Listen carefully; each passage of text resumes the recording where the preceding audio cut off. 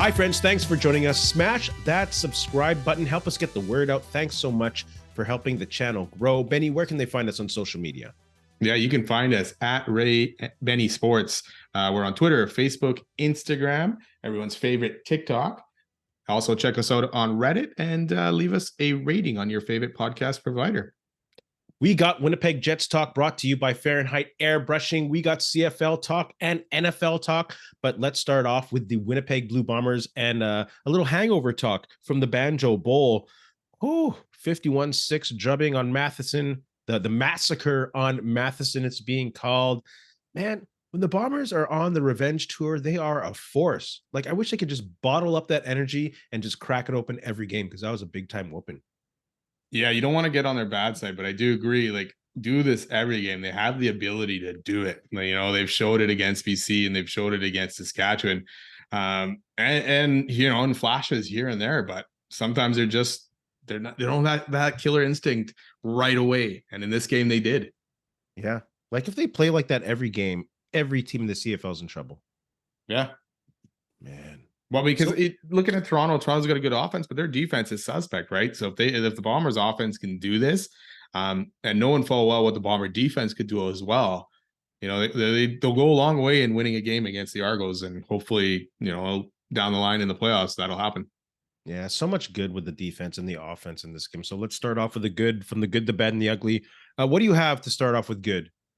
Well, the good is they clinched a playoff spot, right? 7-year run now.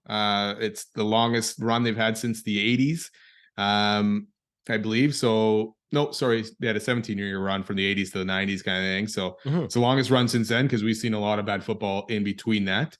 But to me, I'm going to credit the special teams right off the bat, and more so the return game and the coverage teams, because we've been harping on them and getting on them, and they were both pretty good in this game, keeping Alford, you know, return yards to a minimum, and Jamal Parker actually had some good returns. Yeah, even the one punt that they had with 30 seconds left in the game, it was like a 56-yard bomb, and I think they got 9 on the return, so that's a 49-yard. No, I'm not even doing math right 47 yards, something like net. That. 47 yards net. That's fantastic, and good coverage on that one. Yeah, the special teams were great. And don't forget Castillo, 3 for 3 on field goals, 6 for 6 on touchdowns. That's 15 points. I did math there. That was pretty good. You're awesome. I know. I'm going to go with Zach Collaros. He definitely retook his spot as a CFL's #1 QB in the QB rankings. 5 TD passes, like in the first half, 18 for 21, 3 incompletions, going for 319. That's crazy. No picks. Yeah. Oh, sir, go ahead. No, go ahead. No, you go. And this was a Zach Collaros we've been expecting and we've seen, right? But not for the last few weeks. We've seen a one who's getting looking for the right word, where he's getting, you know, making mistakes, throwing to guys that are covered kind of thing, right? So inconsistent. There you go. Inconsistent. This was the game we wanted to see, and he delivered. Again, don't piss off the Bombers. Don't piss off Zach Collaros, because he'll come out and get you. Yeah, I love the hashtag don't headbutt the bear. That was really good. And of course, we have to mention Oliveira. You know, we talk about Zach Collaros in the MOP race. I think this week Oliveira has entered that MOP race. Yeah, I was going to ask you that. Oh, yeah? Yeah, I was going to throw that out there. If you thought that's what you thought, and I guess, that's what you think. Absolutely. Like that play for, let's combine Collaros and Oliveira when they had that pitch on the blitz when Saskatchewan sent Larry Dean on the second touchdown of the game. He just pitched it right open to who leaves the CFL's best running back wide open like that? I guess on a blitz kind of, but even pull the safety up just to make sure. But, you know, Oliveira's wide open. He got the momentum going, and you're not going to stop him. No, someone needs to be on that guy, no matter what. Over 200 total yards, right? 154 yards rushing. Yeah. A TD. He's now at 1144 rushing yards, with 7 games still to go, or 6, or no, 5 or 6, right? Yeah, they're 10-3, so they got 5 left. Yeah, because they've had their bye, or no buys really yet. You know, and then he's got almost 400 yards receiving, 9 touchdowns total. Yeah, he's definitely entered this race. I know it's always a QB thing, so if Collaros keeps putting up this kind of numbers, chances are he's winning of it. But he is definitely entered it, and he should be in consideration when it comes down to it. Yeah, if you're looking at 2,000 all-purpose yards, you got to be. Yeah, that's the thing. If you're Bomber Media, Winnipeg Media, who are you voting for? That'll be interesting later on in the year. Kalaros would probably tell you, put Oliveira on there, right? And Oliveira would probably say, hey, put Yeah, Caleros on exactly. there. He's a leader of the. It's True. crazy. They That's love true. each other. Any other good? I'm sure there's lots of good still. I don't getting started. We can spend an hour going through good. Yeah. To me, Dalton Schoen, 3 TDs. I mean, scoring 6 touchdowns on your first 6 possessions of the game, like that's nuts. And then the D, all around bounce back. Not that they were horrible last week, but they kind of couldn't make the stop when they needed to. But they only gave up 6 points. They had a couple takeaways. They just really shut down that Saskatchewan offense, and Dolgala, who is looking pretty good for the last couple of weeks. They made him look pedestrian and normal. He looked like the young guy that he is. Yeah. He looked like this the player, what's third start? Fourth start. Yeah. Third start. He looked like it. Before we move on from the offense, I really like the play calling in this game. I think 5 different rushers other than 3 quarterbacks rushing the ball too. So 8 different people carrying the ball, the motion that they had, the play action that they used on first down was awesome. They set up that touchdown with Lawler. That was, I believe it was reviewed. It was called a not touchdown that he was down. And then that was crazy. Play action right in the middle. Like I was begging for play action on first down, set up Lawler, put the ball in his hands. He'll fight for it. Put the ball in your playmaker's hands, and he made a play. And the thing on those touchdowns too, like the Lawler one, I believe a Schoen one and Oliver, they just wanted it more. Like they wanted that touchdown where the Saskatchewan defenders are like, okay, I'm good kind of thing, right? Exactly. So, like you look at Lawler, it's like he should have been tackled, right? At least at the 2 or 3 or something like that. And he just fought his way through and made it in there. And Saskatchewan just kind of, their body language said it all in that first half, man. They were done and ready to go home. They ate their heart. And the play action to get that touchdown from Schoen. Yeah. Where he was 1-on-1.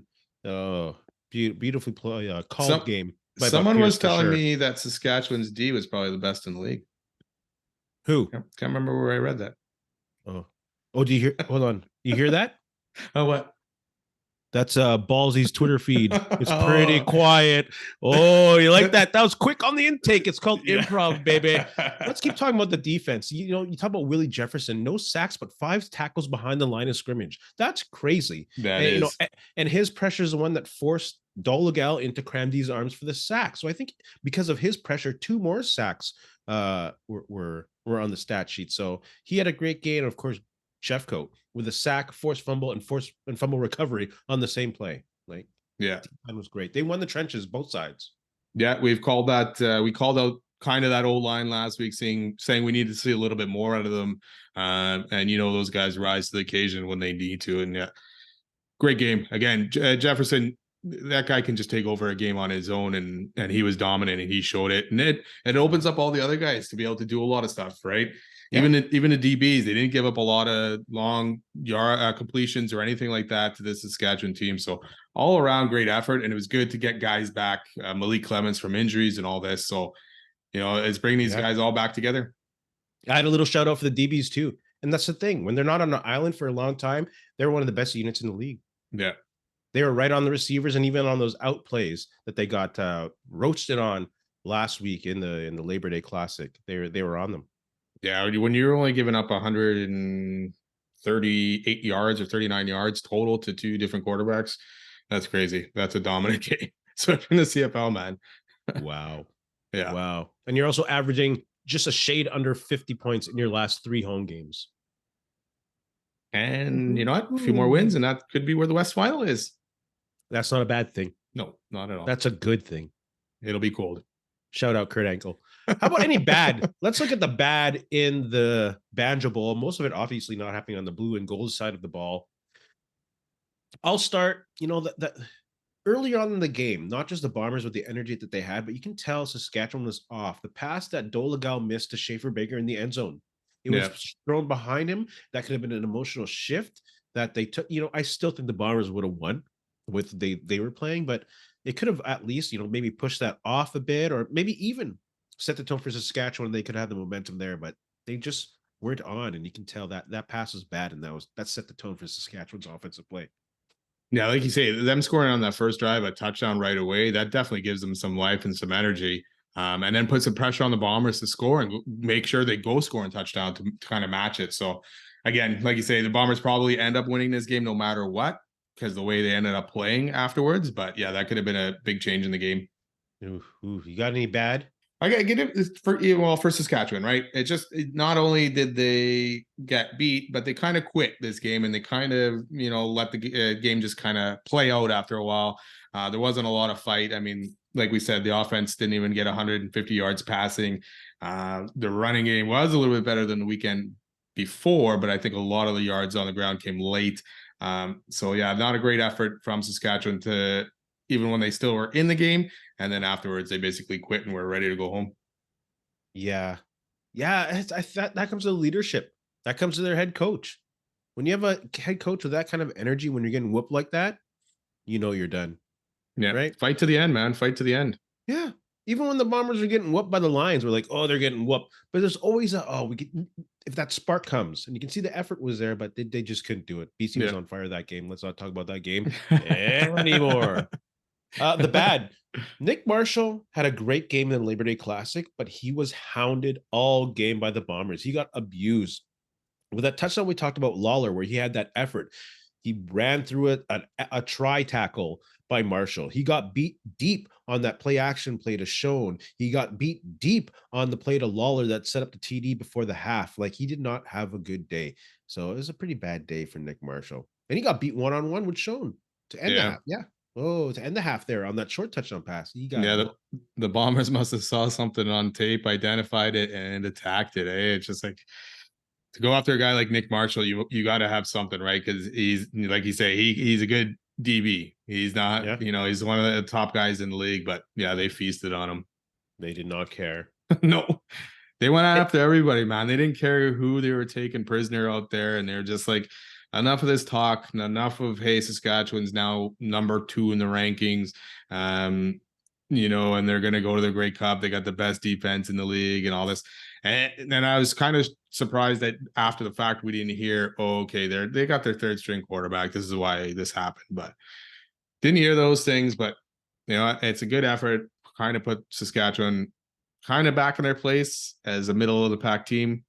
And, once you're in the playoffs, you never know, you can get lucky. But right now, Saskatchewan is where they're at, and they're in the right spot. How can anyone claim a top 3 defense when you allow a team to get 30 points on a bad day?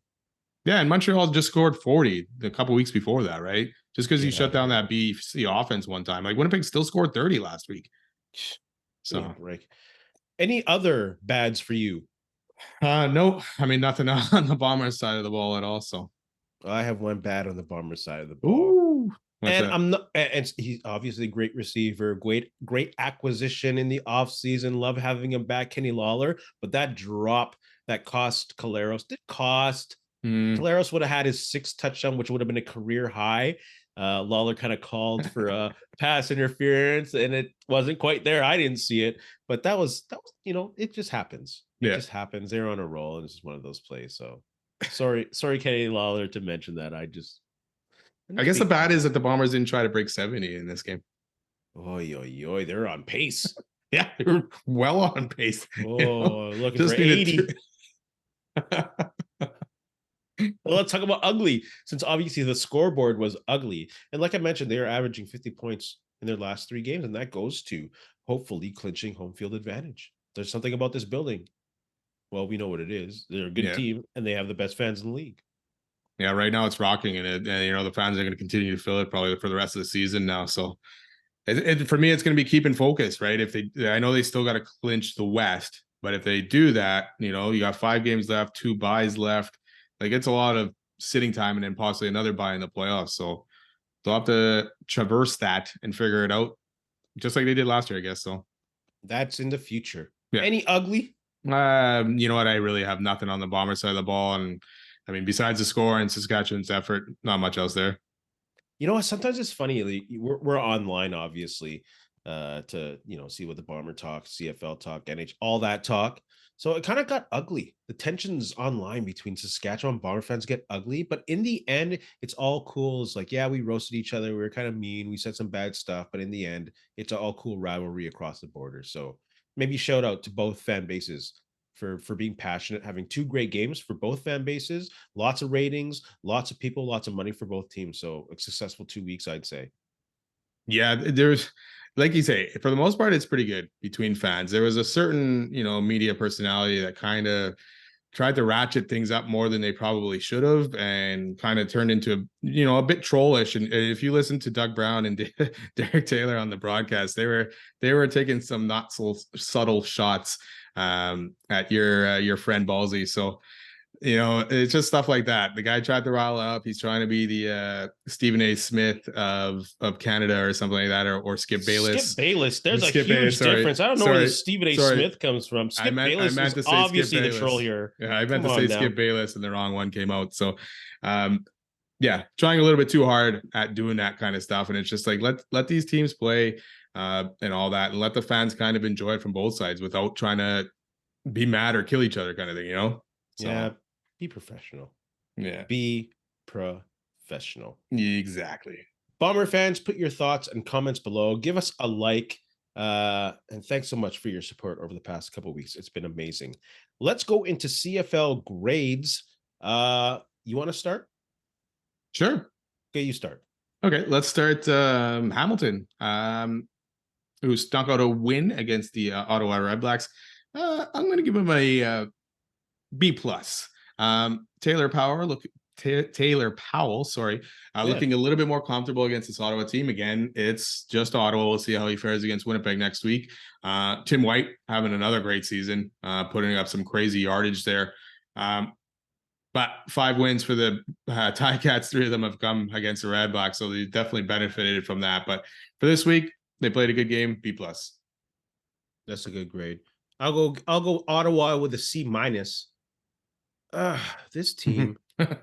What is it? 11 out of the 13 games they've lost by like less than a score. This is ridiculous. 4 turnovers, 2 missed field goals. They didn't punch in it from the one, but with 3 chances, and they lost by 3. Like, yeah, your sound basically summed it up there. Yeah. Not enough experience in that roster, deliver out knockout punches, no QB. There's no urgency and accountability with the GM here. I'm not going to put it on the coaches. Like, these are players that aren't executing when they have the opportunities to execute. Like, what can you do as a coach? You're putting them in the position to score, and they're losing by less than a score most of the time. And then they're missing 2 field goals and turn the ball over 4 times. The team has to be better. And which is weird for them to miss field goals. Lewis Ward's usually one of the better ones in the league, too. They had a bye week, and they did nothing with their roster to get better. And you also played a team who had 3 days rest. So that's not good. But I guess one silver lining, like you say, most of their games have been close. They somehow beat the Bombers. So maybe this coaching staff and some newer players next year, maybe keep it going, at least for one more year. If I was Ottawa, I would be putting the Brinks truck. I'd be backing that thing up for Kyle Walters hard. Yeah. As much as I love him, we know there's going to be some kind of movement somewhere in the front office in Winnipeg, maybe either stay or go. But, or maybe Govea or McManus, who knows? But they got to make a change in that front office. Oh, yeah. They got a lot of work to do still. Oy. Who do you got next? Let's go. Who was the 12 o'clock game? Montreal, Toronto. Let's go that way. Montreal, I am going to give them a D. Another loss against one of the top teams in the league. I guess basically at this point, Toronto to the Grey Cup is probably confirmed, right? Oy. One good thing for Montreal is they signed Darnell Sankey. So maybe their defense will be really good, considering their offense has looked in shambles lately. Couldn't even block again. No running game. Gave the ball away 5 times, and it wasn't even Fajardo this time. Everyone else gave it away around there. So penalties over 100 yards, and then Austin Mack getting ejected in this game as well. So not good for Montreal. No, their O-line, and they just can't block. No. That's what I said last time when they signed Sean Lemon. Can he play O-line? Yeah. He's a great player on defense. Don't get me wrong. Private message. And now Sankey they got, and he can't play O-line either. What are they doing? Just trying to make sure our other team can't score, possibly? I don't know. Oh, Toronto just put how much on them? Exactly. So let's talk about Toronto. I'm going to give them an A. They bullied their way over Montreal. That Ouellette is crazy. Another student of Harris is thriving. Uh, like Montreal, that's the stiffest competition they have in the East. What else could I say? They're just going to continue to roll over the East. They already clinch home field. I don't care what the math says. Yeah, and then they only play BC and Winnipeg once this year, right? So give me a break. You're it's not a very tough schedule for Toronto at all. So we'll see how they are later. I know they beat BC pretty good, but the playoffs, the Grey Cup will be telling, I guess, because that's really the only spot we're going to know how good Toronto really was. How many times they played BC this year? I think only once. Yeah, well, let me just check real quick. Yeah, and how many times they played Winnipeg? Once for sure. I know that one. Wow. But like I think it was BC as well, from what I remember, it was only once. It's kind of like the schedule makers are doing everything they can to increase attendance and support for the Toronto Argos, and it's still not there. Yeah, Lions only once, as far as I can tell, because I think they play the Red Blacks 4 times. The Owls probably here, 3 times, and the Ticats probably 4 times, right? Maple Leaf Sports, do your job. You have the most successful team in the city. Do your job. Yeah. Well, the thing is, like, how many you might attract a lot of Bomber fans for that Toronto game, it being in Toronto, but why wouldn't you still do that to pack that stadium at least, right? It's crazy. Yeah. They're not doing their job. Yo, guess Saskatchewan. Yeah, Saskatchewan F. They came back to earth real quick last week. Big game coming up against the Elks. I guess they could put the dagger in the Elks next week. Or, open that door a little bit more for the Elks to maybe make a comeback and make the playoffs. It would be exciting. I'm cheering for the Elks. Don't get me wrong. But even though it's the West, I'm cheering for them. I want to see them succeed now. I'm gonna go with Winnipeg. I'll give them an A+. I've been reluctant to give A+ out this year, but this is one where it has to be over 600 yards and only giving up 204 area code. Amazing performance, dominating performance. Everything was clicking from beginning to end. So A+ there. Yeah, that's the right grade for sure, man. Thank you. Who you got next? Calgary. Every time you think this team is turning their season around, they blow it. You're up 23-7 going into the 4th. They literally blew it. Yes, you gave up 18 and lose, man. Like 3 straight 2-and-outs in the 4th quarter, late in the game as well. Meyer was actually fine. Decent yards, no interceptions or anything, but 8 penalties for 156 yards. I'm going to give them a C-. They could have boosted their playoff chances to win this game, knowing that Saskatchewan had just lost. They would go 1 game behind. Yes. And they blew it. Oh, Calgary. It's like almost guaranteed. And they knew the situation. They knew the stakes. Yeah. And they couldn't live up to them. Yeah. Okay, I'm gonna go to Edmonton. I'm gonna give them the Professor Kerr special, the B-, C+. What a comeback! 18 unanswered points in the 4th. And when you look terrible for most of the game. Absolutely. Like, people were like, get rid of Trey Ford. He'll never be a quarterback. They're fine now. Congrats on getting, was it 34,422? Yeah. Out to Commonwealth. That's crazy. No, 32,422. Sorry about that. Another reason why those back-to-backs must exist: attendance and rivalry. Like, the intensity of it brings so many people to the game. Huge game for Edmonton this week, like you said, against Saskatchewan, a team that they're chasing. Yeah, a win and you kind of Saskatchewan starts to get nervous. You never know, right? Because even if they win and Calgary ends up winning their game, you still put pressure on Saskatchewan. When last week they thought their playoff chances were probably pretty solid and booked, right? So this will be big. Saskatchewan needs to win this game. What do you think the weekend telephone call was like between the Dickinson brothers? It's funny already. You can't even think of the words. One got absolutely blown out, and then the other one lost a game in the 4th quarter that he was well ahead in. Mama and Papa Dickinson got some tears to dry. Fans, put your grades of your favorite team below. Of those teams, let's keep talking about the playoffs. Stamps, Ticats, Elks, Red Blacks. Which one is making the playoffs and why? Man, I was going with Hamilton here, but now I'm just keep staring at their schedule, and I'm not so sure anymore. Like, they got Winnipeg and Toronto, Stamps, Sask Lions. Like, just because they were in the East, I thought they would have the easiest path. Red Blacks, I think, are done no matter what. even though they may catch a break at the end with the Argos resting a bunch of guys and stuff like that. I don't know, man. I really don't know. I'm gonna go Stamps. Yeah, I think because you were looking at schedule, I was looking at schedule too. They don't have to play the Argos anymore, and they don't play Winnipeg and BC until the final 2 weeks of the season. And at that point, they could be resting players.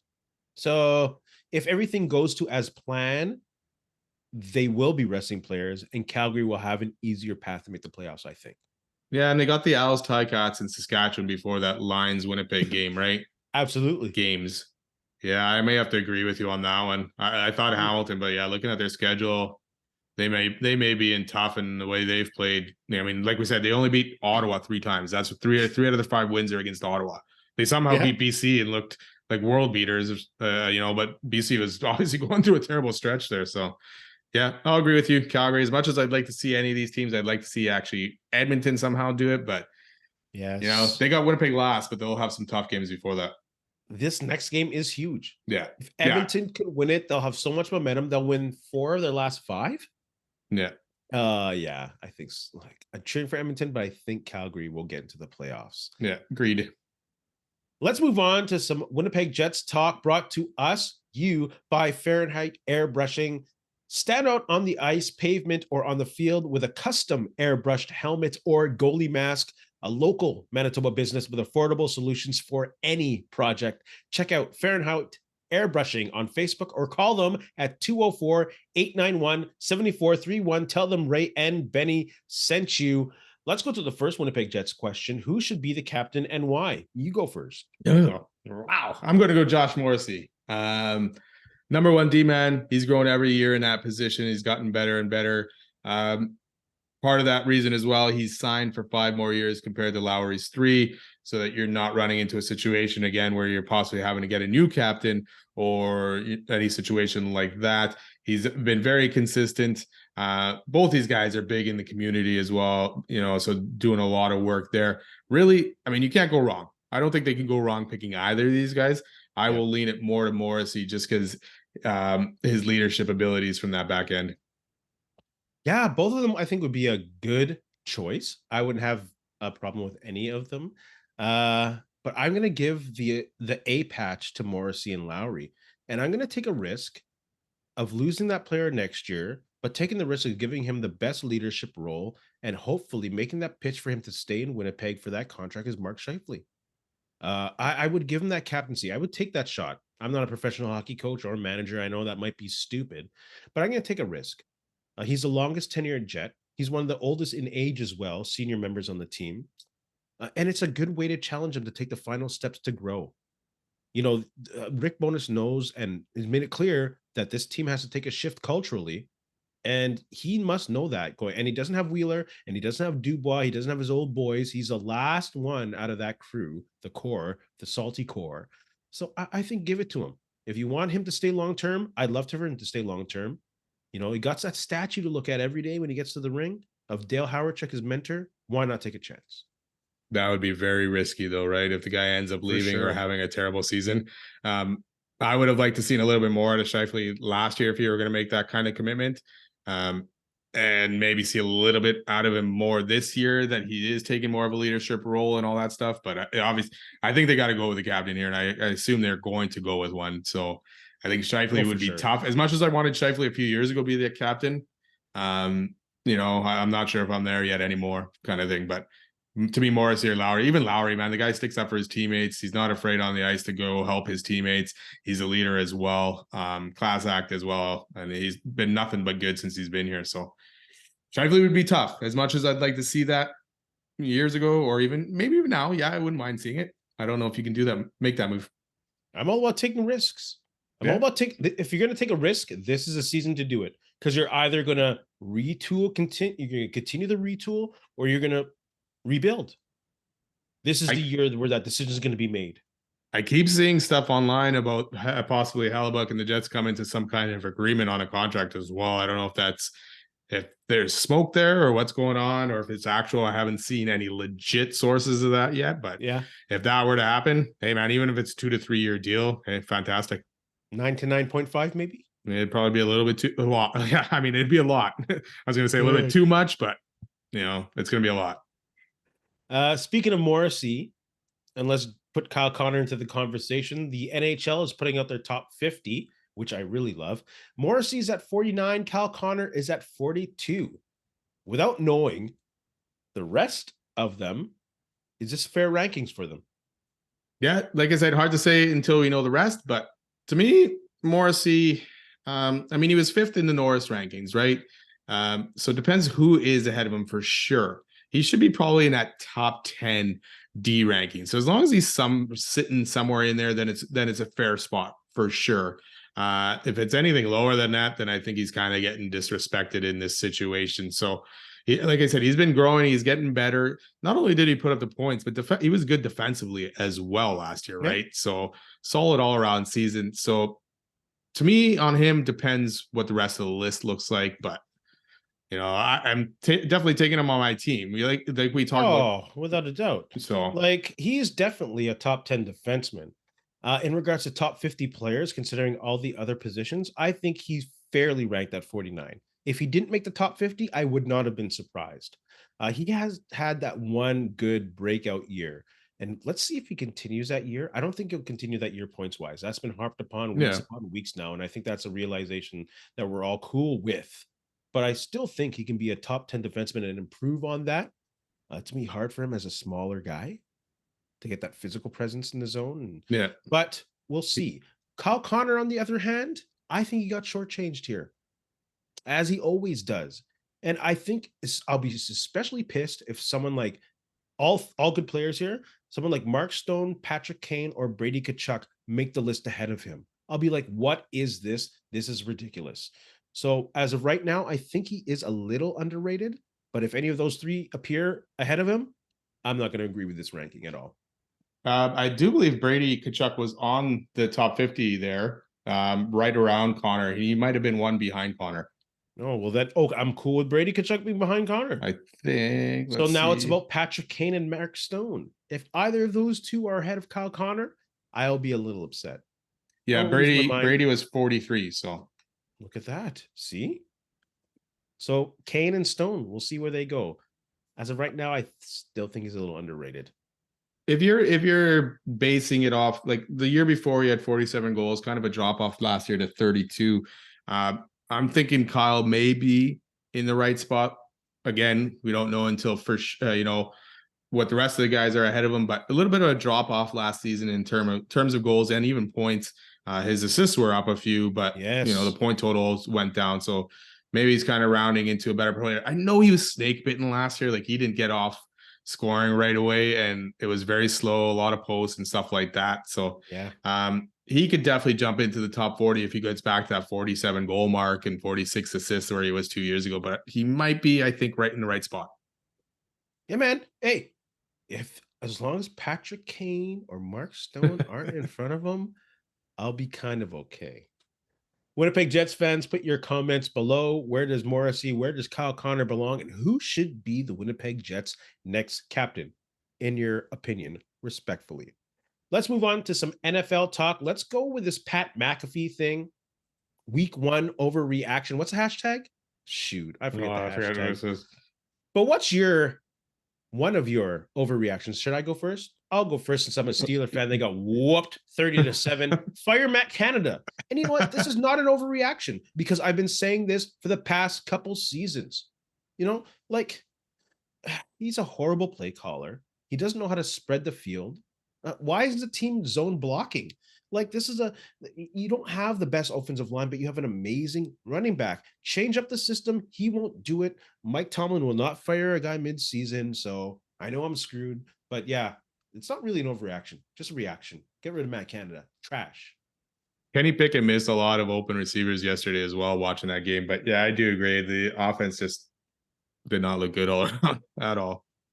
And it didn't look good last year, and it kind of seemed held back. Like, if you read any article from any analyst, they kind of wonder what was going on in the offense. Yeah, I'm surprised Tomlin continues on with this guy. My overreaction, I'm going to go Detroit Lions are the new kings of the NFL, and KC are missing the playoffs. Go kind of hand in hand with that big, we're going with overreactions here, right? because there was a lot of overreaction to that Thursday night game and how the Lions beat KC in that game. So I don't, as much as I think the Lions will have a good season, I think we're overreacting to how good they were in that game and what KC kind of blew that game a little bit. They also didn't have Kelsey, a lot of drop balls by their receivers. So we'll see what happens, but yeah, slow down, Lion fans, slow down. Like Detroit Lions, I was saying that they gonna mess some people up. They will Don't for sure, sleep but on let's slow the roll down. They looked good, but they didn't look great. They had some moments, but you know, the offense, which was playing a D that didn't have Chris Jones, didn't look all that dominant, didn't really move the ball, which is supposed to be their bread and butter, is that offense. So yeah, they're gonna win the NFC North for sure. Oh, for sure. For sure. They're gonna be in the playoffs. Their defense is good enough to stop Jordan Love. Oh, yeah. Like that's Chicago. I'm not gonna buy. Sorry, I might be talking early about that stuff. But anyway, you want your other overreaction right now? I think they try. Oh, I got lots of overreactions. I think Tyreek Hill is gonna go over 2,200 yards for sure, man. 130 per game, no problem. He'll get it any which way. And Tua's gonna blow out the passing yards record right out of the water, right? Yeah, and Cowboys are winning the Super Bowl. Oh yeah, what else? And they're not allowing a point all season long. And Bryce Young is a bust. Yeah, he's done. Bryce Young is the next Jamarcus Russell. Yeah, they should drop him, cut him, and he'll weigh just as much as him when he left the game. Oh jeez, that's an overreaction. Wasn't Jamarcus already heavy when he got into the game, anyways? He was heavy coming his first training camp. Exactly, so it didn't really matter. Boy, what are your you have any more overreactions? No, I think we just pretty much threw them all out there that I had written down here. NFL fans, give us your overreactions. Is your team going to win the Super Bowl and all that whatnot? Thanks, Pat McAfee, for the subject. Who's in the penthouse? Who's in the doghouse at week 1? You go first. Penthouse. I'm going to give it to Jim Schwartz. Defensive coordinator of the Cleveland Browns, for what he did to that Cincinnati offense. I know the weather wasn't great and all that, so that it could have been a factor as well against Cincinnati. But when you hold Joe Burrow to under 100 yards, and the rushing game also to under 100 yards for that prolific offense, that is crazy. So Jim Schwartz this week, yeah, enjoy it, man. Living in the penthouse. I'm going to give the penthouse to Shanahan, Lynch, and Purdy. Great use of the roster. Great find in Purdy. Can I also give another penthouse to Dan Quinn and the Cowboys defense? That's crazy. Yeah. Actually, Outhouse, can I just go? I'm going to say whoever's calling, man, they should take that quarterback out. Daniel Jones, what is wrong with you? Outhouse, but any which way. Go ahead, brother. That was the doghouse. Outhouse, doghouse, whatever it is not good. My doghouse. I go back to the KC game. I'm going to give it to Kadarius Toney, and even Sky Moore. Kadarius Toney is too maybe concerned with all the Giants fans, and the Giants fans are too concerned with him. But he dropped so many balls in that game, wide open opportunities. Mahomes was probably wondering, if he could actually insert Kelsey into the lineup in a wheelchair or something in that game. He probably would have been better than Toney. Oh my goodness! Is there enough room in that outhouse for Kirk Cousins? Oh yeah, you can always make room for Kirk Cousins. Every time the expectations are high for that guy, he never delivers. And put Penthouse, put Mayfield in there already. Man, that guy, that is amazing what that guy did on the field. He did not back down. It is only 173 yards, but he made plays, especially to close out that game. He has heart, man. We might be seeing a new whatchamacallit, Baker Mayfield. Yeah, he always had the heart. He just, I don't know if he had the sense, like the common sense for the game kind of thing. Like Cousins had 344, Mayfield had 173. Like he doubled him pretty much, and it's still worse than him. Cousins was worse than Mayfield. Mayfield got it done. Yeah. Poor Vikings fans here, man. How do you Vikings like that? fans, after all last year going like that, now you get week 1. I know, again, maybe it's a week 1 overreaction, but you lose week 1 to Tampa that's supposed to have a bad team. That's not a good start. No, not at all. Sorry. You got a shout out? Yeah, I'm going to shout out Canada men's senior basketball team for getting their first ever medal at a FIBA World Championships. They ended up with bronze. They ended up qualifying for the Olympics. So it's good to see, man, because you would never see Canada basketball doing anything. And we had Steve Nash and all that kind of stuff, but I don't know if he's ever played in these things, but good to see that basketball's try taking some kind of step in this country. Yeah, and they beat the US of A. That's true. Yes, that's a big Very one. nice. Yeah. Yak Shemek. That's the worst Borat imitation in the world. Fudge. Shout out to James Murphy. Long overdue in a situation where sometimes you have to be patient with all the greatness around him. The 15th member of the Blue Bomber Ring of Honor, 3-0 in Grey Cup championships, 1986 League MOP, 1988 Grey Cup Player of the Game offensive, Bomber Hall of Fame in 95, CFL Hall of Fame in 2000, finishing his career with 573 receptions, 36 in yards, and 61 touchdowns, with a single season record of receptions with 116 in Winnipeg, and a heck of an interviewer. Yeah, great guy too. Yep. Interviewee? Yes, we were the interviewers. We were. And he was a great interviewee. Check that out in the archives in the Bomber interview playlist. Benny, you have anything to say to our friends? You know what? Thanks a lot for listening. Thank you to Fahrenheit Airbrushing. Go check them out. And have a good week. And using the famous words of Dennis Green as a last reference to the Banjo Bowl, they are who we thought they were. If you're starting a defense in the NFL, who are you choosing? You can make me choose that Dallas defense over the Niners, eh? No, which player are you choosing? Oh, player. Probably going D-line somewhere. I don't know, man. TJ Watt to me looked fantastic yesterday. I might take him over Bosa. Like, I know Bosa's just getting back into it in a good D-line. I would take TJ Watt, I think. I'm still taking Aaron Donald, even though I love TJ Watt as a Steeler fan. Aaron Donald, who can do what a defensive end does and still wreck stuff up in the D-line through the middle. I'll take it with only 3 years left probably, but I'm taking Aaron Donald.